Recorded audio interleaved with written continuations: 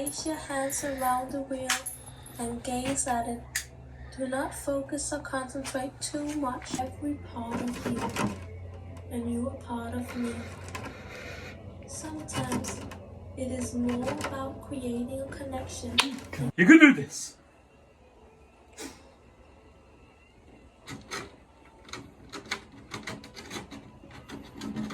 Come on.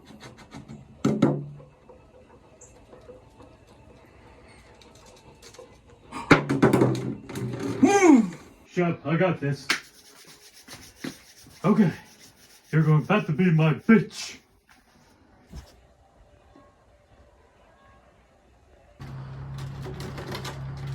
Come on, Birch, you can do this!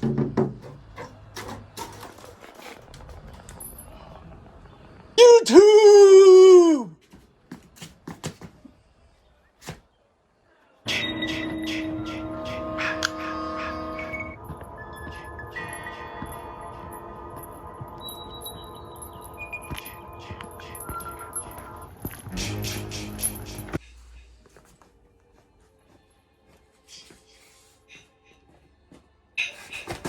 What the hell?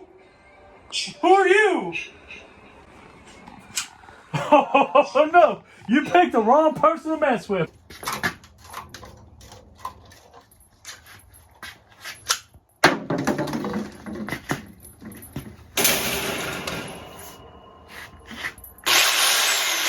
Oh shit!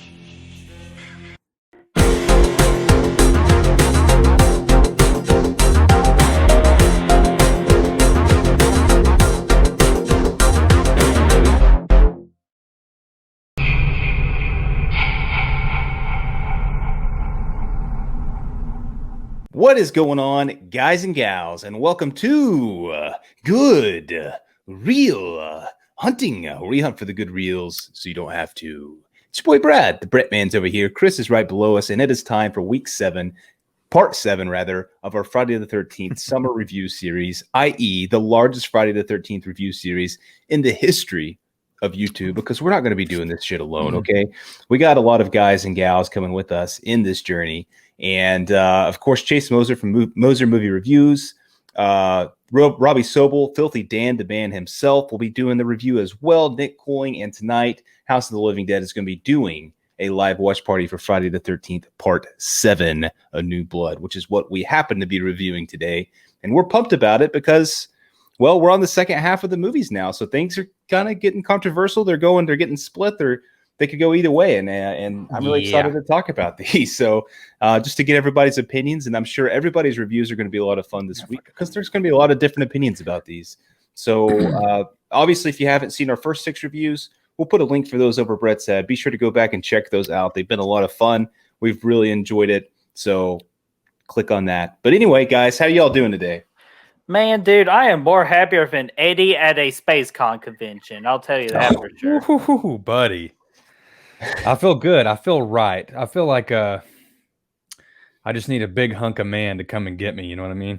Oh, yeah, you do. So the MPAA is going to come after you. We got to be careful this episode. The MPAA is going to come after us if we're not careful. Yeah, go ahead and block out that S word I dropped in the first couple minutes of this episode. I'm sorry about that, guys. But anyway, watch your fucking mouth. Okay, damn it. We got canceled. But anyway, I am excited because I feel like I'm excited. I'm so excited I could be in the back of a band blowing a freaking celebration whistle right now, like our girl. And I'm excited to get into this one, man. It's actually, there's a lot to like about this movie. There's a lot to dislike. So it's going to be a fun conversation, I think. So I'd say without further ado, let's go ahead and get to this movie facts. What don't you say? Hit me with it, friend. May 13th, 1988. Have you noticed these things come out every year? So like we're at a rapid pace right now. 5.3 out of 10 out of the IMDb. a 33 on the tomato meter with a 37 audience score, which honestly isn't that bad at this point in the franchise. $2.8 million budget and a domestic box office of $19 million. So, decent, still making money, racking in stacks. John Carl Buechler is the director here, obviously known for some special effects, and we can see why when we see Jason in this thing, which Brett's going to talk about here in a minute. But guys, what do you think about these numbers? Chris, you go first, buddy. Man, I can't believe this. This is blowing my mind. I think this is easily one of the weakest entries in the series, and for it to even be at 37 and 33 is just too high for me, man. What are you talking about, dude? This freaking is this brings Carrie into the Jason universe. It's a win-win situation. Yeah, Harry versus Jason. What more can you want? I'm not even going to get into that right now. Well, we're going to have to get into it eventually. Like, oh, you know what? I figured it out. You're just mad that this had better tomato meter and audience numbers than your movie at Part 3. That is probably true. Or maybe I'm just a little bitter about that. But honestly, what was the fucking point of this? Like, what was the meeting like? They're just going crazy now. It's like we have nothing left to do. We can't offer new kills. We can't offer better titties. We can't offer anything new to this friend. Like, and then someone's just like, "Hey, boss, what about a chick with telekinesis?" And he's like, "God damn it, Robert, you're a genius." And that's the whole. That's this entire thing. Well, apparently the idea worked and made $19 million. Mm-hmm. And look at all that freaking $3 million, close to $3 million budget. All that telekinesis they pulled off for $2.8 million, though, is it's to be commended for sure. Yeah, it's better than what we conjure up them in our skin. Oh, well, let's not go that far. Yeah, I don't know, man. Oh man, our budget was just a tad below that, but yeah, like the Walmart budget, but no, the numbers overall, I'm not very surprised, even though I think they're a lot better than what they indicate, in my opinion. But I will go into further detail. So, Brad, do you have anything to include in this, or your opinion? No, man. I think everything I said. I'm not surprised. I am a little bit surprised with how high these numbers are. Actually, not because I hate the movie, just because with how low we've seen some of these other scores. I'm excited. I'm a little bit surprised to see this one in the 30s at least. But that's about it. Yeah, not bad at all. And do you know what's not bad? It's the Jason numbers. So should we get into them? Hit us with it. See? Alrighty, we got. Wait a minute, this is the wrong freaking movie, Bert. What are you doing here? Okay. Yeah. I knew, man. I looked down and I saw those fucking chiclets, and I thought, bro, this is part 8. I fucking know this is part 8. And at least this guy here, had gone to the dentist a couple of times. I saw that fucking pottery clay. I knew we were looking at the wrong thing. Anywho, let's get to the Jason facts right here. Only one actor play Jason Voorhees in this movie, and this is like probably the fan favorite in the entire franchise. The debut of King Hodder, taking his crack at Jason Voorhees, and then Jason Voorhees killed 15 people in this movie. What the hell's so funny now? It's funny that I'm reading Party Horn. Oh yeah, yeah. We'll definitely get to that. I actually got that on my what the fuck list. But all right, and Jason Voorhees killed 15 people, and how did he do it? He did it with a tent spike, his hands, an axe, a scythe, as Chris already indicated, a party horn. Yeah. Oh gosh, I wonder what that meaning was like. A butcher knife, the good old classic machete, a spear, and a weed whacker. Oh yes, gas powered at that. Don't forget about the big ass tree that he used to freaking whack that sleeping bag chick up against. Yeah, well, I was including that with the hand. Yeah, technically that's speaking, but the big ass tree is definitely it deserves a little bit of recognition on its own, I think. Hey, that girl wanted some wood, then she got some wood. Mother of God, here we go already. We made it 7 minutes. Oh my gosh. Well, it's part 7, so go figure. All right. So dude, let's talk about this thing. Overall I think it's it's got some stuff going on. Obviously we just finished talking about Jason there. So yeah, I mean, obviously the Jason in this sequence here is badass. I think one of the strongest points of this movie, and one of the coolest looking Jasons in the franchise. What do you guys think? Yeah, I actually part 7 Jason's actually might be a spoiler, but we'll go along for a feature video. But this is my favorite look of Jason.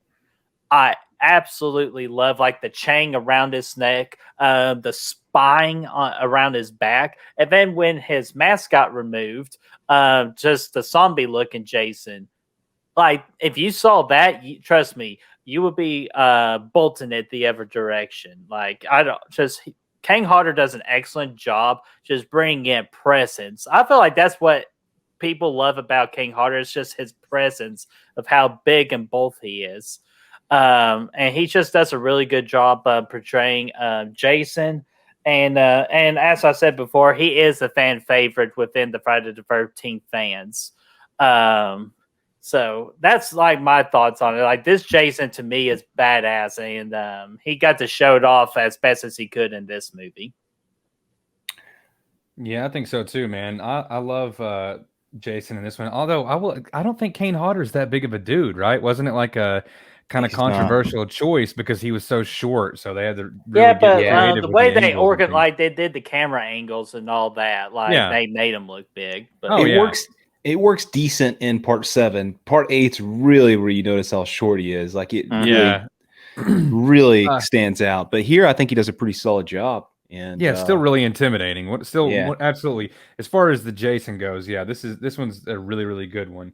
A couple of cool points that I really dug the voiceover in the intro, and that's something that I might have brought up in one of the other videos, but I really did always enjoy the recaps at the beginning of all these, when they go back through and kind of tell the story up to that point. You know what I mean? Mm-hmm. You don't get that in a lot of movies these days. So I enjoyed that. Maybe some people think it's annoying, but I always really enjoyed that. No, and to add on to that, Chris, this actually had my favorite title card within the entire franchise too, where the light is shining through the mask and you see all the light beams and all that. I thought that was so cool. Yeah, I thought that was a pretty nifty way to kick things off, and man, overall, I thought the voiceover was really cool, and again, kind of like part 4 did before, it really recaps everything pretty well to get us where we're at today. And I thought that's a cool way of opening things up. And but though, I mean, at the same time, it just it does all that, and it's like, okay, here's where we've been 1 through 6, and it shows Tommy and Jason duking it out in the lake, and they're doing the freaking canoe thing, and it's on fire, and there's the whole camp over there, and it's like, oh, then it cuts to like not in that camp anymore, and Jason's still underwater on the rock, and it's like not even the same setting whatsoever. So it obviously is quite a change of setting, and it stands out specifically because they do that little opening at the beginning. But it's something you can kind of look past and just get into the water with Jason with. I do have in all caps a note in here that says "Where my camp at," and I think that's surely someone brought that up at the meeting. Where my camp at? Where my camp at, boss? Hey, land changes over time, man. Yeah, I guess it's changed a lot since last summer. I mean, I don't know, man. But and then it also has like this whole ordeal where it's like, God dang, how much time are we going in the future here? Because it's like Tommy's thing happens. He's down in the lake. He's down there chained up to the bottom. And then it shows Tina doing her thing, which I guess happens before all of that at the end of the day. But still, it's like, I don't know, man. There's a lot going on there with the time frame. And but again, you don't really think about it. You talking about the scene where she, as an 8-year-old girl, goes to cool off by fucking raging the boat around town? Well, at least she didn't swim out to a raft in the middle of the lake like her girl. Okay, yeah. Guys, we're talking about a young girl here. Hush. neither one makes much sense. Whether she would have gotten the water, but it still is like, how am I going to cool off? My temper is flared. Let me drive this boat around. It doesn't make any sense. I hate you. I wish you were dead. Daddy, no. Yeah. Yeah, I'm, I like, love that. I'm like, girl, make up your mind. Like, you want That, your dad dead or not? well, she doesn't know at that point, dude. She's still developing as a human being. It's okay. But like, I don't know, Hey, man. she grew up to become one sexy fox. I'll tell you that for sure. Oh my gosh. No, I'm serious. Freaking Lar Park Lincoln. She's gorgeous, dude. She's cute. Yeah, she does a good job. I can't disagree with that. I think, yeah, all that stuff was cool. I mean, it's an interesting way to start things off because obviously we've never seen anything like this in the Jason franchise. Tina comes in and she's like, doing the telekinesis stuff at a young age, and we cut to a few years down the road, and she comes back. Dr. Cruz is there with her. She comes rolling in with her mom, and then she has her suitcase, and she drops her suitcase, and the freaking underwear comes out, and then Nick comes up and he says, "Oh, let me help you with that," and he's like, "Oh no, I'm good." No, and then he ends up washing her clothes anyway. I don't know. Idiot. You know what? Doesn't it ever strike you guys as like, can you just imagine like, oh yeah, I've been having a hard time. I'm going to go see this therapist, and his office is in this old rickety house in the middle of the fucking woods. I mean, would you guys not be like, hard pass? You know what I mean? Just turn right around and go back. Which happens to be your childhood home, and it's so fucking dumb. I know they were going out there because the fact it was her home, but still, it's just random as fuck to meet out there. And then the characters next door are so random. Like they're just like, they're not, you don't follow them at all. You're following Tina, and those guys just happen to be there, and you don't have any introduction to them until Tina gets there. And it's just like, who are these random people living next to this house? Like, I know they were visiting, I guess, for the birthday celebration, but it's still just so random. Everything is so randomly placed in. The Tina being at her old childhood home, it's not random because Dr. Cruz is just trying to get a reaction out of her, and the best way to do that is to bring her back to where all the freaking childhood drama happened, or not trauma happened. Drama, whatever. Yeah, no, you're Same right. thing. I mean, that makes sense for them to go out there, but it's just like, I just meeting all these other people next door, which is our core group of characters, and they're not even like, you don't get any kind of introduction to them until Tina herself. I don't know. I just don't like you don't care about them. Like if there's one person to care about, for me, it's Melissa, just because she did such a great job playing a bitch in this movie. Yeah, she really did, man. She nailed it. And do you know what's funny about her? And I got her written down. Susan Jennifer is who played Melissa. Behind the scenes, she's actually the sweetest person on set. So to see the sweetest person to be a bitch on camera, that takes incredible acting. Or not, I would not say not incredible acting, but it takes pretty damn good acting to switch personalities like that. Oh yeah, for sure, man. That's what it's all about, man. But I think, I mean, obviously, okay. So from the first get-go here, and that's just kind of my complaint about the core group of characters in general. I think that they're not very good. There's nobody here you really care about, except for, like you said, Melissa, and Nick's okay, but he ends up being worthless. We'll get into that later. But I swear Nick took a playbook out of Chris's picking up girl slang. What? And picking up the underwear when Tina dropped it. I said, "Hey, here you go." Dude, Nick is the weirdest fucking dude, and the dialogue in this thing is atrocious. While we're on this little tale here, he's out there he's meeting this girl, she's a cute girl, and he's trying to impress her, whatever. He's like, "Oh yeah, here we go. I'm in right now." He says, "Didn't you see it?" And she's like, "See what? The big ass pink elephant back behind that tree." Who says these kinds of things, dude? I'm telling you, dude. It's all in my book, Slingshot, Flannel, and Wink. Back from, I knew it. Back from part 2, it's all in there. Nick read the book. It all goes back, and then to the response you get to this, and it's like, oh, wow, with my luck, you're going to be another delusion. It's like, what is this going on right now, man? Like, this is like, it's out there, dude. I really don't know how they arrived. Like I said, I don't. How could they arrive at this particular thought? Hey, what if Jason battles a teenage girl with telekinesis? She's telekinetic. It's like, what? How did you get there? How they there's like five bottles of scotch. What in else a are we gonna quarter. do? And cans of White Claws. Yeah, or a White couple of them Claws. claws. Yeah, because there ain't no laws when you're drinking calls, and that's what that freaking boardroom said. Like, you know what? Let's just break some laws, and let's just a girl with telekinesis versus a zombie Jason Voorhees. What more can go wrong? Exactly. Even though, honestly, to me, it didn't go wrong because I loved the hell out of the third act, except for the last part of it because that was really fucking dumb. We're gonna get into that.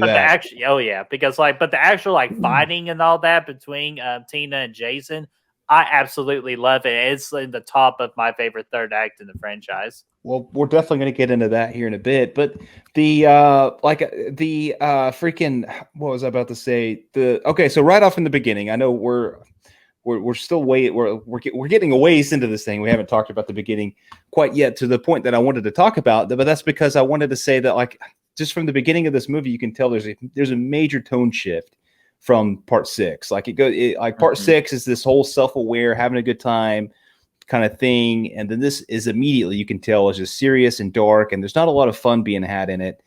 I mean, it has its moments of fun, don't get me wrong, and again, I feel like I'm bashing this movie. I quite like it, but it's still it's complete opposite, polar opposite of part 6 rather, and it shows at the very beginning of this thing. But I mean, some of that stuff is fine. I like the way they we were talking earlier about Jason and how cool he looks and how badass he is. Again, he's on screen a lot in this thing, but he's done so. They put him a lot in the shadows and in darkness and stuff like that. And it's kind of hard to see him a lot of the time. And I quite like that. And I think a large portion of the movie, like he's kind of just creeping around. Though I don't get like when he first gets levitated out of the water there from Tina, which again, it's a stretch, buddy. She was just trying to resurrect her dad. Yeah, she tried that, failed, and Jason came out. And I don't know. It's just we're stretching now at this point. But I guess, I mean, the last time he got electrocuted and brought back to life. But either way, he comes back out, and he immediately, instead of killing all the folks right here, he immediately walks 5 miles down the road. There's literally a sign that says 5 miles, Camp Crystal Lake, to kill these random 2 freaking people that just parked and are trying to walk in. Like he just needed a warm up. He's got this big ass house full of all this prey, and then a little house with Dr. Cruz over here. And he's like, no, skipping all that. Not to mention Tina's passed out on the dock. He's like, I'm skipping all this. I'm going to go for a nice walk. Nice night for a walk. And he starts walking down, and he gets out there. He slays the cousin or the brother and whatnot, and his gal. And then those random other 2 campers. Remember those guys? I know Chris does because he mentioned getting that hunk of man getting taken care of him, but like the random 2 were like like the sleeping bag one. Yeah, that's Dan and Judy. Hunk of man. Okay, you big hunk of a man, come and get me. Yeah, that's Dan and Judy. And did they not have? No, I think I'm going ahead here. But was that like the puppet? Puppet? Yeah, I could. Muppets? Ventriloquist? You have my curiosity now. You had my curiosity. Now you have my attention. All right, I'm gonna look. I'm gonna fucking look it up real quick. Actually, you know what? No, wrong fucking movie. What in the fuck were you thinking about? Oh, it was Humanoids from the Deep.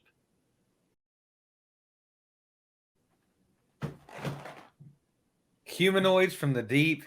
Yeah, common mishap. I can understand how you got confused. It's a damn good movie. But anyways, dude's trying to mac on the girl, and she's like, "No, I'm not having it. You need to go get some wood for us because I'm getting cold." And then as he goes and gets wood, she skips all of that, whatever she was thinking in her head, and immediately gets naked. Yeah, she immediately gets naked, cold or not, and hops in the tent and waiting for that big hunk of man to come scoop her up, man. Yeah, and of course, while he's out there getting the wood, she is not, because he gets killed. And Brett, honestly, you could probably finish this thing out, actually. Maybe she does get some wood. Yeah, I'm telling you, she gets wood, and it's like she's freaking in that little like sleeping bag going, all right, let's just pre-package ourselves for the serial killer here. Just waiting, looking like a burrito. But Yeah, she was really making it hard for that big hunk of man to get in there and fucking get to it, right? I mean, good night. How the hell She- were they going to do it in a sleeping bag? She didn't want it Oh, too bad. Oh, you just got to get. You got to. There's a way. What if you're on a sleeping bag on a hammock though? Like, I mean, double Oh whammy. god, that's I mean, impossible. oof. Yeah, you're probably gonna have to settle for an old yank there. Yeah, Yankee yank. Good Uh, lord. You're gonna have to Badass settle kill, for a though. Tuggy. Badass kill. I know. Oh, yeah, most of definitely. it got cut out still from the MPAA, which I know Brett's not happy about. But No, it was that's still- my big negative of the movie. It's still effective though in this movie. Just a one Mhm. slam against the tree. Chris, I don't know if you've seen it before, but they have the uncut, the original version of the kill is multiple slams against the tree until it's a freaking pile of blood in this freaking sleeping bag, which is amazing. But I the have the not one seen whack, the one whack attack is pretty good. I think it does a pretty good job. It's still effective. All Yeah, it took I was like one it. whack, Bert. It just took one whack. Wow, And sure. it's nice too though because it's real quick. You know, it's like a quick little snap against there, little pow, pow. Yeah, a real quick Yeah. whack. Yeah. Oh. My Brett, it's God. just a whack of the sack. Oh my goodness. Oh my god. But We're not let's getting back just on the move, sack. Move on. We're not doing another sack counter. Well, we don't have to count it, but a sleeping bag is kind of like a sack, and they whack the sack on the wood. We're already up to 7 sacks, now 8 sacks, 9 sacks, 10 Okay. Not important. We're talking about part 7, and I want to talk about my girl Tina because, again, she is absolutely adorable. You feel bad for her just because Dr. Cruz has just fully taken advantage of her, not giving a shit about like her childhood trauma, but to abuse her and to kind of control her powers to use them for his advantage, kind of like freaking us like a circus animal or something like that, like a circus attraction, I would say. So Cruz was another good asshole character that you wanted to hate in this movie. I hated him, so good job, Cruz, for Dr. doing Dickhead. that. Yeah, dickhead.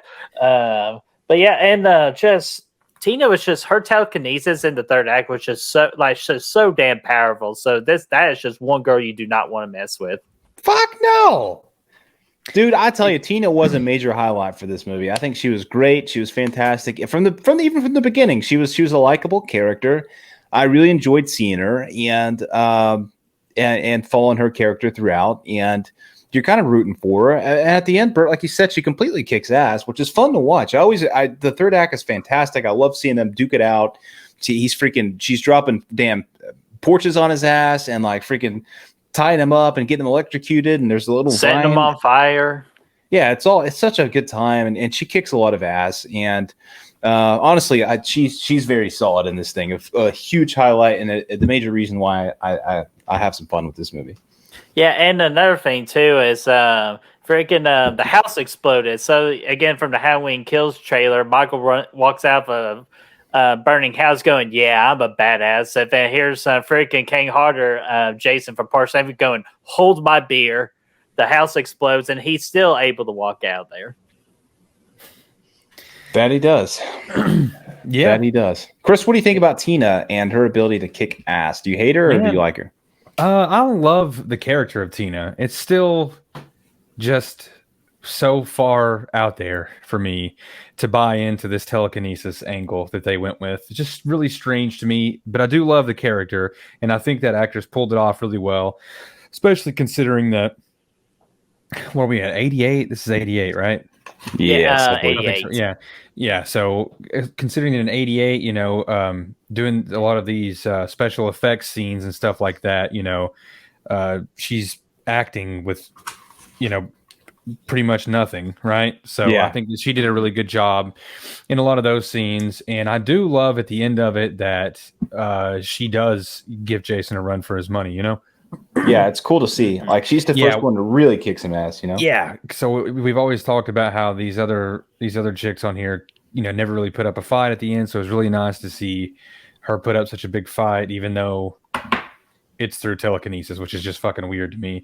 But her character was really great, and I do think that Jason was a highlight of this one. And those two together do, bring it up a little bit for me because they do make it a little bit fun. But it's just you know, it's a pretty big step back from the last one. It's lacking a lot of the fun that a lot of the franchise has had up until this point because there's really no fun characters in here. Like Tina, as good as she is, she's not fun. Nick's not really fun. Nobody. You have the weird fucking space guy, but he's just kind of Eddie. He's like the closest one, and they kind of try and make him like a Shelly or a Jimbo, but it just missed. You're talking about Whitey Tidy Eddie? Whitey Tidy Eddie. Yep. Yeah, buddy. Makes I got a date on the soap on the rope. Yeah. Oh yeah. you don't really like me. Who's the dude that came in, grabbed him a brewski, like a beer, and he just starts chugging it and starts throwing up in the kitchen, and all the girls are like, "Dude, that's my man right there," and he's just fucking. He Absolutely comes in not. there. He tries to shotgun it. That's David. I'm going to insert a picture here. Because and as much as you're making fun of it, this is exactly what happened only about a month ago when you and my wife tried to race each other shotgun beers. Was he trying to shotgun it, or was he just trying to freaking? I thought he was trying to shotgun it, but I thought could he be just wrong. took a sip of it and he just didn't like the flavor. I thought he was more of a freaking Bush Ice kind of guy, and he ended up with a damn. However he tries to drink it, he does not do a good job. I mean, it's like because it's like foam everywhere. Yeah, and then everyone's looking over, and the chicks are like, "Wow, look at the that's prowess." my man." Yeah, Too bad. I wish that worked with me when I drink a beer and I make that face. Because Brad's seen that face before. When I don't like a beer, you know it. That's what Bert does when he comes into the kitchen. He's like, "Oh yeah, you got a new beer here? Let me try it." And he chugs it and he freaking spits it out of his nose somehow. That was bourbon, and that sucked. How could you not drink bourbon, but you could down that gin martini like it was nothing? Hey, it was a good martini because it was shaken, not stirred. It was shaken, but anyway, yeah, that's a large portion of what this movie misses is a good character. That's a lot of fun. But overall, the effects are good. Obviously, I think we all know this movie would have been a lot better without the MPAA.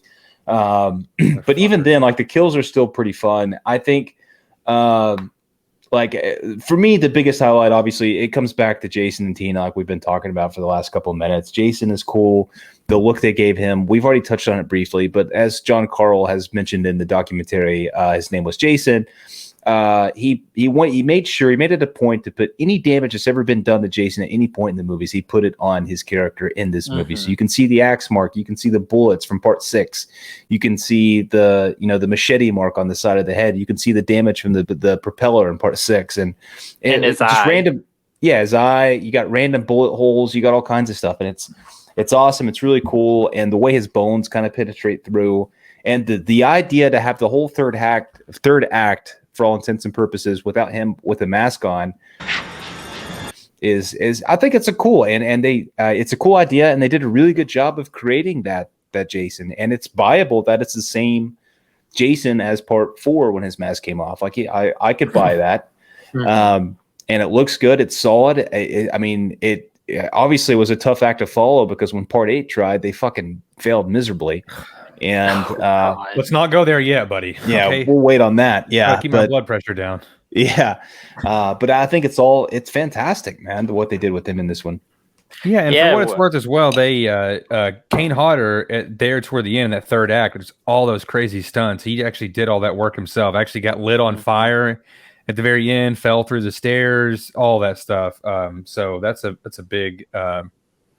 Was a big help, I think, to selling everything as well. Yeah, he really fucking Oh yeah, I'm telling you, he takes the Jason Voorhees role very seriously. And when we go through these reviews, we'll explain just everything he went through just to be Jason Voorhees.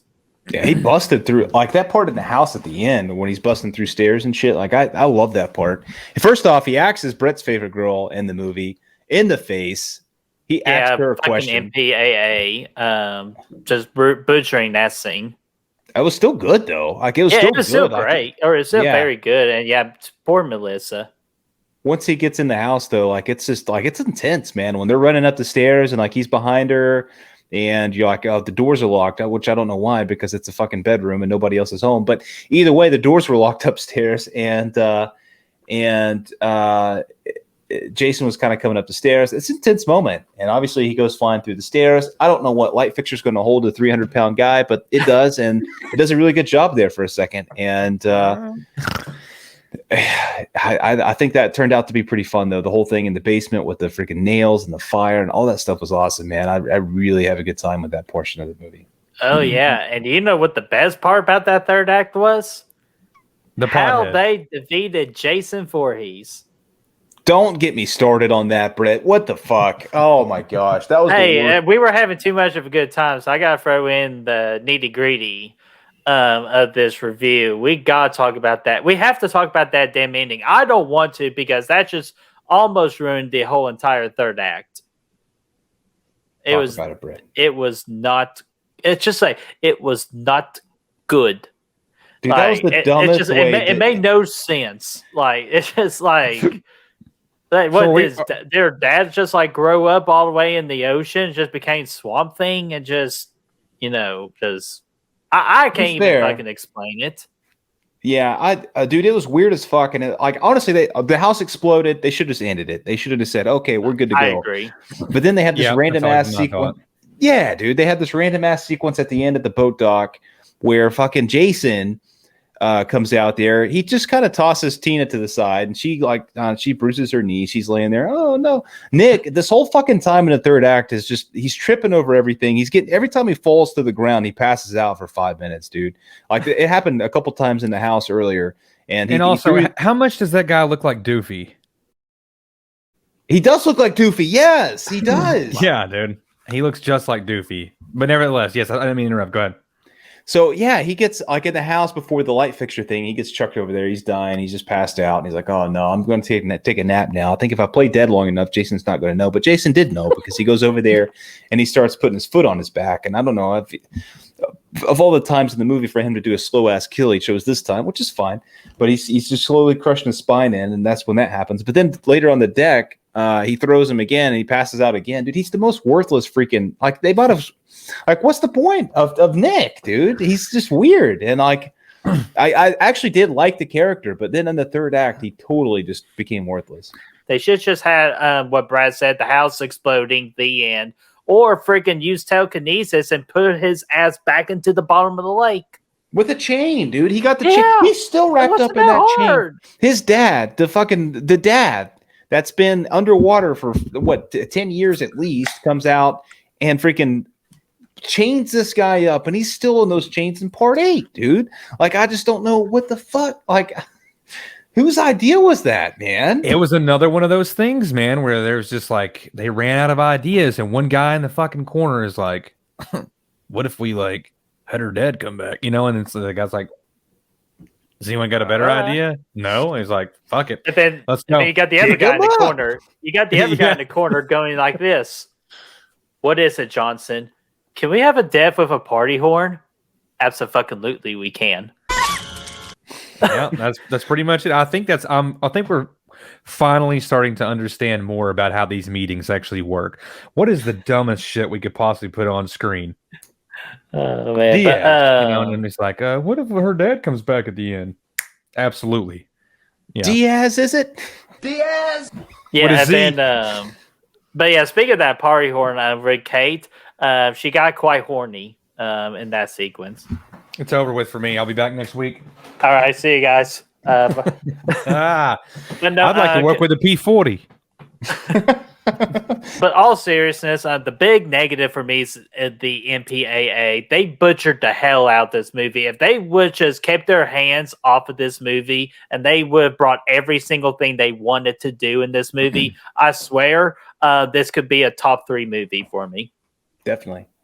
Like, we really would. Just because we got the brutal Jason with the badass kills to characters we do not give 2 shits about, which I'm sure they could have gave more character driven, so they made the impact of the devs actually mean something. But at the end of the day, it could have been fun, right? I mean, that's exactly, because the party horn and the sleeping bag and all that, those were fun kills, and they butchered the hell out of it. Like, RJ says, just the MPAA did not want us to have fun. I think, I mean, just in general, like this movie needed more funness to it because it's obviously I think it's up to this point, it's the least fun movie. I know all the other movies had these, just like even the first four movies had certain things about them that were fun. Crispin Glover and Shelley. I was and, just about to say know, Crispin Glover. Yeah, I was yeah, I was thinking like 4 is kind of it's kind of a somber note, but really Crispin Glover murdering the dance floor, Glover, dude. Yeah, and even part 2, like you have the freaking there's a lot of fun parts that yeah, clumsy Jason, dude. Clumsy Jason, dude. There's a lot of fun stuff about part 2 and even part 1 to an extent. Like these kids are having a good time. But part 7 just kind of takes all that away. And the only thing they put in is the fucking the party horn. And it's just like it's so random. And it doesn't match the tone of the movie. Like if you want to shift the tone, that's fine, but stick to it. Like don't put this party horn thing could have been in part 6. Like it's up there with the smiley tree. Oh yeah. All will be forgiven if we just kill someone with a party horn.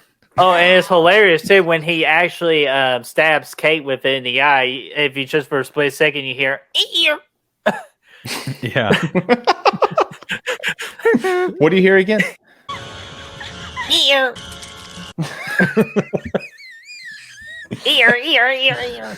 But no, it's just it's just frustrating. And another thing that frustrated with me in this movie is the score. They played the score too many times in scenes where like it's better with no score, so it anticipates the scare and makes the scare more effective. They just freaking play music during all of it, and it took me out of it just because they like, oh, Jason's coming with this music. So like it really frustrated me.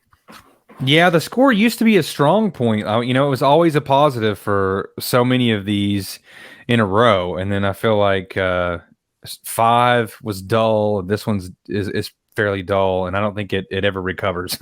6 was 6 has the best soundtrack of all, even though the score kind of takes a back seat there. The soundtrack to that one is fun, but this one really is dull.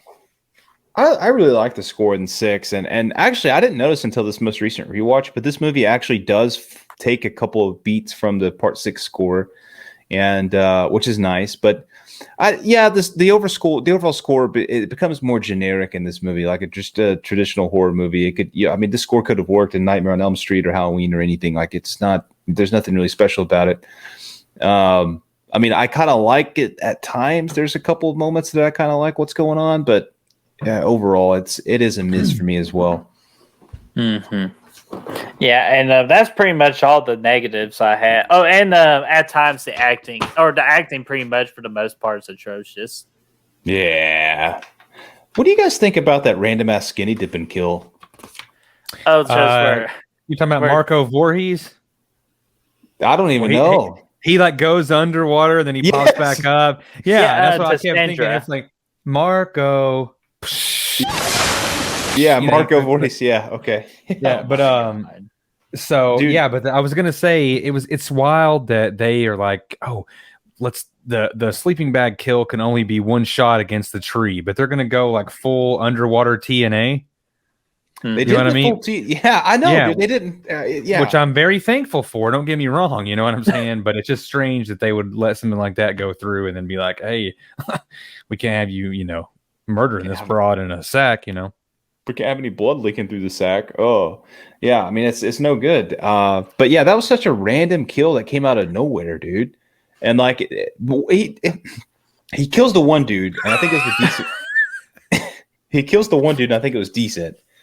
But then he sucks the other girl down into the water, like the suck cell. That's Sandra. And then it just ends. It cuts to the inside party, and then that's the end of the kill. It's just this like. Well, he drags her out of the water.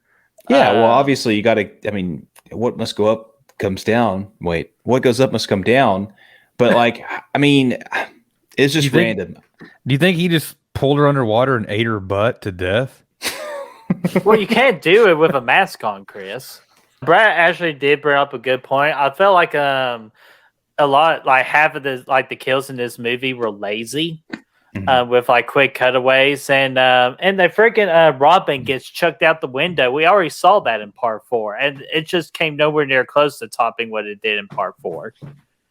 Dude, you're right. And at the same time, all this is happening whilst people are in the house and nobody hears it. Like this whole thing going on with the skinny dip sucker, like outside, like it doesn't like it's going on. There's still a house full of people right here. Nobody hears any of that going on. Somebody jumps out the window. Tina's right next door. She doesn't hear that going on. Like there's no sense of awareness. Yeah, freaking David and freaking Robin were getting it on, and even they could hear the ear, and then Robin's like, "What was that?" And David's like, "Oh, nothing, baby. Let's keep going." Like, well, yeah, that's sensible. But yeah, I mean, in that moment, I can't say I would react much differently. It's a fucking party horn murdering somebody. Let's go. He's just the party man, check dude. that out. Have you guys not heard of the party man? So it's probably Winston out there chugging a 40. Okay, I'm sorry. I've been bashing this movie. I actually really do like this movie. I'm I a do defender too. of Part It's 7. just like It's just there's just really bad parts of this movie that just like you can't just ignore. yeah. Now, I know that we've been on negatives for a while. I just want to bring up one last positive here, if I can. That at the end of this, the gentleman that picks up the stretcher that Tina is on, maybe. I want to say yes, but at least in the running for greatest mullet in cinema history. The blonde beast carrying Tina out there at the end. I mean, that dude guaranteed went on to work in porn. Probably biggest cock on a man on planet Earth. Besides Shelley, of course. Yeah, I'm not sure it's better than Joe Dirt's mullet. Well, Brett, what's your favorite kill of this thing? Oh, dude, there's only one direction you gotta go with the kill of this movie, and that's the sleeping bag. Like, how can it not? It's one of the most iconic kills in the entire franchise. You'll probably more than likely see it in my top 10 kills in the franchise. It's so fun. I wish we would have gotten the uncut version of it. It would have made it 10 times better, but it's still the sleeping bag because everything else was more lazy. I guess an honorable mention would be the Wee Whacker kill. Okay, cool. Chris, you want to go next? Yeah, man. I love the air horn. And that is definitely going to pop up a lot in here. So I really love the air horn, but yeah, Bert's right, man. You can't escape the sleeping bag. It's the best. It's one of the best in the series. So I love it. You can't top that. I'm going to go with Jason's death at the end of this movie. When Tina's dad comes out of this lake with such fierce passion in his eyes, like it's undeniably one of the best moments of the friend. No, dude, no. I'm talking sleeping. Oh, thank God, man. I was actually looking for a cord to tie my noose. And I was about to say, and Brad, I was legit going to say, what the E are you talking about? No, it's definitely the sleeping bag. It's badass, and even the one strike. The one whack sack is it works. It's very effective. It's awesome. It's fantastic. Yeah, and then of course this is such a good kill too. When a movie that we'll review later on within Friday the 13th takes a page out of this sleeping bag playbook. Yeah, dude, that sack really needed to be whacked. Yeah, but that's about 3 to 4 weeks away. So we'll get there eventually. But yeah, so we're all in agreement that the sleeping bag kill is the best. But you are, Ted. You ready to score this guy? All right, let's score this bad boy. I'm going to give this actually a 3.75 out of 5.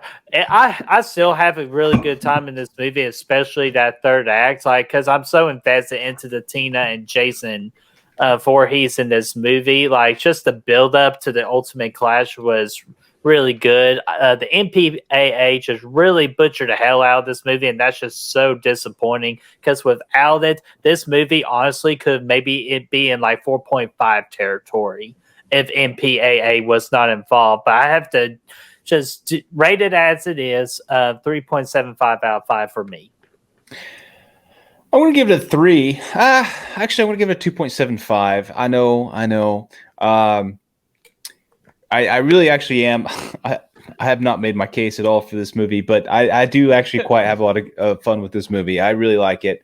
It's one I rewatch quite a bit, but 2.75. There's just a lot of stuff that's going against it i.e., mostly a fun time and characters you care about. So for me, it's 2.75, a little bit better than average, but not nothing too crazy. Yeah, and I struggled with this one where I was going to give it a 3, but I felt like I had to go a tad bit lower, just because for me, I think Jason is badass in this one, and I do like Tina, and I love the performance of that actress. What's her name? Laura Park Lincoln. Yeah, what he said. She did a great job, and I think that those two are pretty much the only real positives. Some of the kills are kind of fun, but overall, the movie itself isn't fun. So I give it a 2.75 as well. I was going to give it a 3, but 2.75 I think is where I have it ranked, just a tad below that, like right in the middle. I think I just go a notch below, just because I don't have that much fun with it, and the rewatchability of some of the other entries is just not there in this one for me. Definitely. Damn, what the hell? Anyway, sorry about that. So that is going to be a Average Joe's Gymnasium. Average Joe's Gymnasium. Oh, my sweet Jesus. That's right. That was it for Friday the 13th Part 7. That was a fun one, but damn, next week, guys, we are going to have something special for you. Yeah, that's we're going. Let's just say that we're going to take a little boat ride. I fucking hate it so much. I am going to need a lot of beer for this one, fellas. Yeah, we're just going to drop the anchor on that one. We're just going to save all. It's okay. We're just going to save it all for next week. So let me go ahead and just get out of here so we can get here for next week. So guys, drop the ankle in the middle of a storm? Are you kidding me? You little idiot! Yeah, I don't expect you to understand the ways of being a captain overseas. What problem? All right, Brett, do the thing. Say the words, dude. Get the fuck out of here. What problem? So, guys, what did you all think about Friday the 13th Part 7? Do you enjoy this movie like as much as I do? Or are you kind of like the same as Brad and Chris, where you still enjoy it, but you do have problems with it? Or do you just not enjoy it? Let us know in that comment section down below. Let's get that discussion rolling. And if you want to find the good reels, you can do so by finding us on Facebook, Instagram, Letterboxd, Twitter, Snapchat, Apple Podcasts, Spotify. What's the other one? TikTok and freaking OnlyFans. Those links are going to be. Oh shit! I didn't mean to say that in a lot. Those links are going to be down in the description for you to find down below. The wrong podcast, dude. Yes, I'm sorry. I didn't mean to. Yeah, you can't find us there. Yeah, especially if you don't look up Jason XXS. Fuck! Anyways, be sure to like this video, share, and subscribe. And of course, ring that bell, ding, ding, ding, so you know when our OnlyFans. No, dadgummit, when the next Friday the 13th video is up and ready. Keep your telekinesis under control. Yeah, and whatever the hell Chris just threw at the screen. That's my sock. Well, that's actually my this thing. And look at this burn. It's looking good, right? Looking good. Burn, baby.